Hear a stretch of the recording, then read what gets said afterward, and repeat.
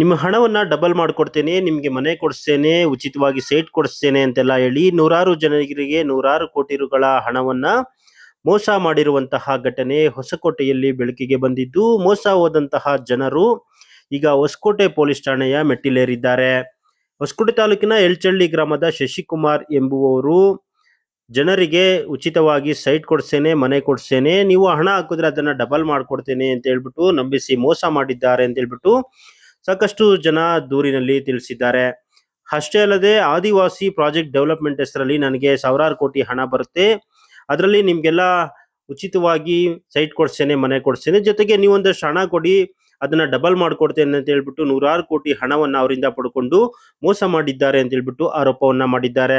ಅದರಿಂದ ಈಗ ನಮ್ಗೆ ಮೋಸ ಆಗಿದ್ದು, ನಮ್ಮ ಹಣವನ್ನ ವಾಪಸ್ ಕೊಡಿಸಿ ಅಂತ ಹೇಳ್ಬಿಟ್ಟು ಪೊಲೀಸ್ ಠಾಣೆಯ ಮೆಟ್ಟಿಲೇರಿದ್ದು ಎಲ್ಚಳ್ಳಿ ಶಶಿಕುಮಾರ್ ವಿರುದ್ಧ ಗಂಭೀರವಾದ ಆರೋಪವನ್ನ ಮಾಡಿದ್ದಾರೆ. ಇನ್ನು ಜನರನ್ನ ನಂಬಿಸುವ ದೃಷ್ಟಿಯಿಂದ ಆಂಧ್ರ, ತಮಿಳುನಾಡು ಸೇರಿದಂತೆ ಸಾಕಷ್ಟು ಭಾಗಗಳಿಗೆ ಕರೆದುಕೊಂಡೋಗಿ ಅಲ್ಲೆಲ್ಲ ಸಭೆಗಳನ್ನ ಮಾಡುವುದರ ಮೂಲಕ ವ್ಯವಸ್ಥಿತವಾಗಿ ನಮ್ಮನ್ನ ಯಾಮಾರಿಸಿದ್ದಾರೆ ಅಂತ ಹೇಳ್ಬಿಟ್ಟು ಈಗ ಆರೋಪವನ್ನ ಮಾಡಿದ್ದಾರೆ.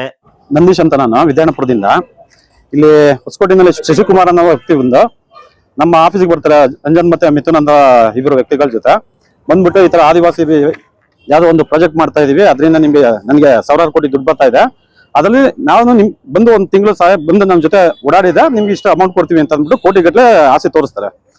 ಒಂದ್ ತಿಂಗಳಾದ್ಮೇಲೆ ಏನ್ ಮಾಡ್ತಾರೆ, ಇಲ್ಲ ಖರ್ಚು ಇಷ್ಟ ಇದೆ ಅಷ್ಟು ಇದೆ ಅಂತ ಹೇಳ್ಬಿಟ್ಟು ಅದಕ್ಕೆ ದುಡ್ಡು ಬೇಕು, ಇದಕ್ಕೆ ದುಡ್ಡು ಬೇಕು ಅಂತ ಅಂದ್ಬಿಟ್ಟು 25 ಲಕ್ಷ ಒಂದ್ಸರಿ, 5 ಲಕ್ಷ ಒಂದ್ಸರಿ, 10 ಲಕ್ಷ ಒಂದ್ಸರಿ ಅದನ್ನ ಈಸ್ಕೊಂತಾರೆ. ಈಸ್ಕೊಂಡು ಏನ್ ಮಾಡ್ತಾರೆ, ಅದು ಕ್ಯಾಶ್ ಮುಖಾಂತರ ಈಸ್ಕೊತಾರೆ. ಅಕೌಂಟ್ ಮುಖಾಂತರ ಯಾವ್ದು ದುಡ್ಡು ಅಮೌಂಟ್ ಇಸ್ಕೊಳ್ಳಲ್ಲ ಅವರು.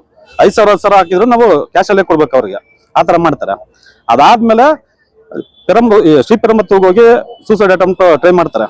ಅಂದ್ರೆ ಯಾರು ಹೋಗ್ಬಿಟ್ಟು ದುಡ್ಡು ಕೇಳ್ತೀವಿ ಅವ್ರ ಹೆಸರು ಬರ್ದ್ಬಿಟ್ಟು ಇವ್ರು ನನಗೆ ಥ್ರೆಟ್ ಕೊಡ್ತಾ ಇದ್ರೆ ಹಾಗಾಗಿ ಅವ್ರ ಹೆಸರು ಬರ್ದ್ಬಿಟ್ಟು ನಾನು ಸೂಸೈಡ್ ಮಾಡ್ಕೊತಾ ಇದೀನಿ ಅಂತ ಹೇಳ್ಬಿಟ್ಟು ಇದ್ ಮಾಡ್ತಾರೆ. ಮತ್ತೆ ದುಡ್ಡು ಕೇಳಕ್ ಹೋದಾಗ ಅಟ್ರಾಸಿಟಿ ಕೇಸ್ ಹಾಕ್ತೀವಿ ಅಂತ ಎದುರಿಸ್ತಾರೆ. ಮತ್ತೆ ಏನ್ ಮಾಡ್ತಾರೆ, ನಿಮ್ಮ ಅಕೌಂಟಿಗೆ ದುಡ್ಡು ಬರುತ್ತೆ 50 ಕೋಟಿ 100 ಕೋಟಿ, ಆ ದುಡ್ಡು ನಾನು ಅರ್ಧ 50% ನಾನು ರಿಟರ್ನ್ ತೊಗೊಂತೀನಿ 50 ಕೋಟಿನ ಅಂತ ಅಂದ್ಬಿಟ್ಟು ನಮ್ಮ ಹತ್ರ ಚೆಕ್ ಮತ್ತೆ ಖಾಲಿ ಚೆಕ್ಗಳಿಗೆ ಸೈನ್ ಮಾಡಿಸ್ಬಿಟ್ಟು ಚೆಕ್ ಇಸ್ಕೊಂತಾರೆ, ಮತ್ತೆ ಬಾಂಡ್ ಪೇಪರ್ ಸೈನ್ ಮಾಡಿಸ್ಕೊಂತಾರೆ. ಈ ತರ ಮಾಡಿ ಲಾಸ್ಟ್ ಇವಾಗ 2025 ನಾವು ಕೇಳಕ್ ಹೋಗಿದ್ಕೆ ನಮ್ಮಲ್ಲಿ ಇದೇ ಸ್ಟೇಷನ್ ಅಲ್ಲಿ ಅಟ್ರಾಸಿಟಿ ಕೇಸ್ ಹಾಕಿದ್ರು. ಅಟ್ರಾಸಿಟಿ ಕೇಸು ಕ್ಲಿಯರ್ ಆಗಿದೆ. ಮತ್ತೆ ದುಡ್ಡು ಕೇಳಕ್ ಹೋದ್ರೆ ಅವನು ಇದ್ ಮಾಡ್ತಲ್ಲ, ಬಾಡಿ ಗಾರ್ಡ್ ಹಾಕೊಂಡು ಎದುರಿಸ್ತಾ ಇದಾರೆ.